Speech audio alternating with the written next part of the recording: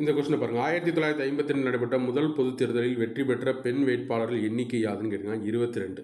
தெரியல, இது கொஸ்டின் ஞாபகம் வச்சுங்க. 22 பெண் வேட்பாளர்கள் வெற்றி பெற்றாங்கன்னு சொல்லி ஞாபகம் வச்சுங்க.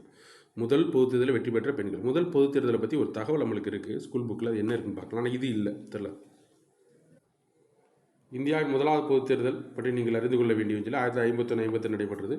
கிட்டத்தட்ட மொத்தம் 489 மக்களவை இடங்களில் காங்கிரஸ் என்ன பண்ணுச்சு அப்படின்னா 364 இடங்களை வெற்றி பெற்றது. 489 இடங்களில் தெரியல பாருங்கள். 26 மாநிலங்கள் மற்றும் 401 தொகுதிகளில் தேர்தல் நடைபெற்றது குறிப்பிடத்தக்க. 401 தொகுதிகள் தெரியல. ஆனால் மொத்த இடங்கள் எத்தனை கேட்டால் 489 இடங்கள் தெரியல. அதில் மொத்தம் 45% வாக்கு சதவீதம். இதில் கம்யூனிஸ்ட் 16 இடங்களில் வெற்றி பெற்றதுன்னு கொடுத்துட்டு கீழே பாருங்கள். தேர்தலில் 67.6% என நடைபெற்றது.